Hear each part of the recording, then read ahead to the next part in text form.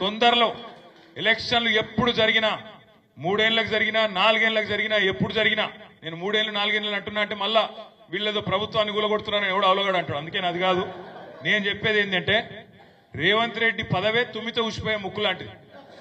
ఢిల్లీ వానికి ఎప్పుడు కోపం వచ్చి అక్కడ సర్ది అయిందనుకో, ఇక్కడ తుమ్మిండి అనుకో, ఆయన దూసిపోతుంది. అందుకే అంటున్నా ఏమన్నా జరగచ్చు. చిట్టినాయుడు గారి పదవి ఎప్పుడు పోతుందో ఎవరికి ఎరకలేదు. ఇవాళ ఎవరెవరైతే ఆ చిట్టినాయుడిని తీసుకొని ఎగిరిపడుతున్నా మన జిల్లాలో ఉండే కొంతమంది కాంగ్రెస్ సన్నాసులు ఉన్నారో వాళ్ళకి చెప్తున్నా నేను, మీరు ఎన్నికల్లో మా మీద గెలవలేరు. ఇప్పుడు వరుసగా 5వ సారి నేను ఇక్కడ ఎమ్మెల్యేను, 5 ఎన్నికల్లో గెలిచిన. ఇక్కడ కాదు మీతో ఎలక్షన్లో గెలిచే దమ్ము లేదు. ఏం చేయాలి మరి?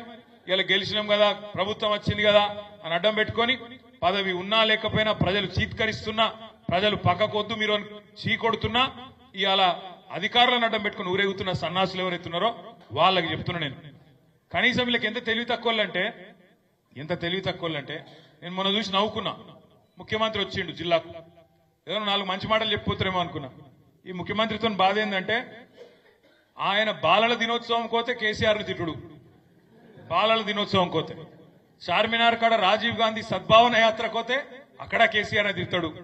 ఆఖరికి ఆయన బర్త్డే చేసుకుని యాదగిరి గుట్టకు పోయిన ఆ రోజు కూడా కేసీఆర్ ని తిడుతుంది.